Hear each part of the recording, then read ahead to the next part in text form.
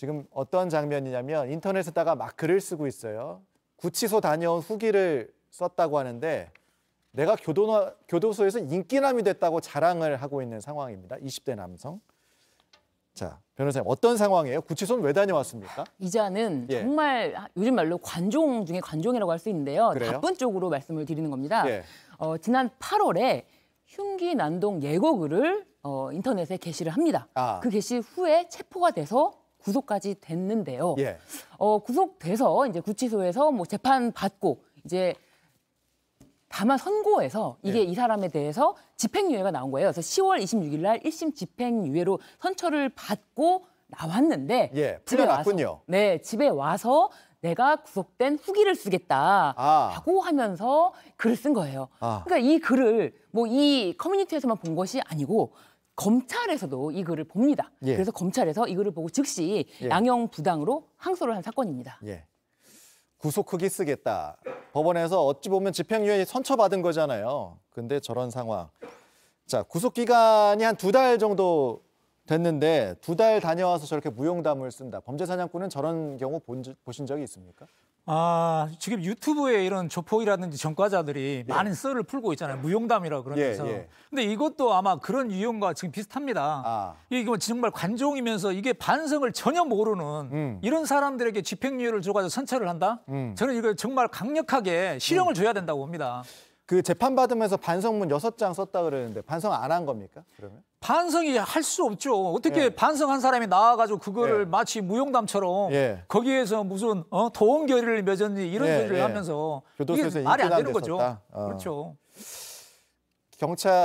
검찰이 결국 이제 항소를 결정했어요. 검찰의 표현은 교도소에서 인기남이라는 글을 올려서 공권력을 조롱했다.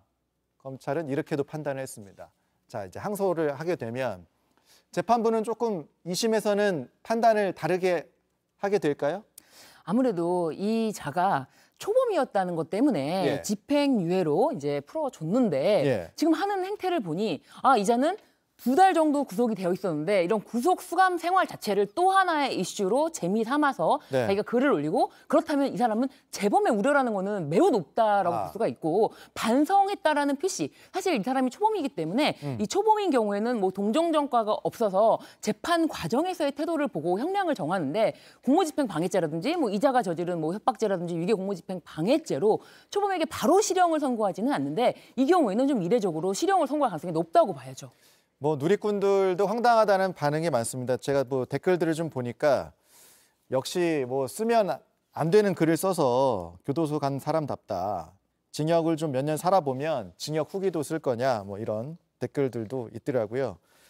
그런데 보면 8월에 한창 이 흉기난동 살인 예고글이 문제가 됐잖아요. 그래서 지금 이제 그때 당시 구속되거나 했던 사람들에 대한 재판 결과가 지금 나오고 있는 상황이에요. 보니까 법원에서 근데 집행유예가 계속 나오고 있는 것 같더라고요. 오늘도 인천에서 검찰이 항소를 하겠다 이렇게 된 상황이죠?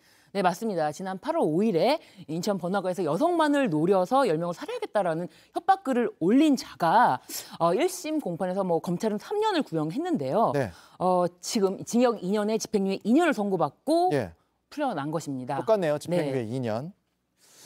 검찰이 항소를 하겠다고 한 상황. 이때 뭐 여성 10명을 어떻게 하겠다 이런 글도 올렸고 경찰이 출동 많이 했었죠 그때. 그때 이제 그런 112 신고가 접수가 되니까 경찰관들 86명이 출동을 했어요. 거의 100명이 출동했어요. 거의 난리가 난 거죠. 이제 그렇게 되니까 그렇게 해서 구속을 시켰는데 이제 집행유예로 받고 나왔잖아요. 그러니까 이제 이게 그 당시에 그 노대오 거리에 살던 시민들은 얼마나 그 불안하고 떨었겠습니까? 그 당시에 굉장히 86명의 경찰관들이 출동을 해가지고 공권력이 또 낭비됐기 때문에 거기에 걸맞는 그 형을 줘야 한다. 중한형을 줘야 된다. 이렇게 해서 검찰에서 항소를 한 겁니다. 그러니까 지금 앞선 사건, 그 춘천 사건이었는데 그것도 집행유예, 인천 사건도 집행유예. 그러니까 법원의 집행유예 이렇게 자꾸 풀려나는 건 좀 문제가 아닌가 이런 생각이 들긴 합니다. 변호사님 의견은 어때요?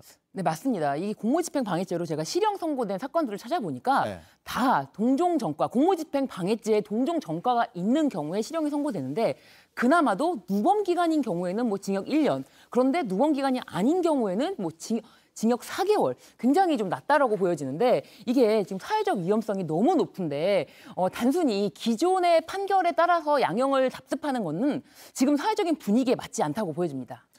알겠습니다. 법원에서도 좀 판단을 달리 해야 될 필요가 있겠다 이런 의견도 주셨습니다.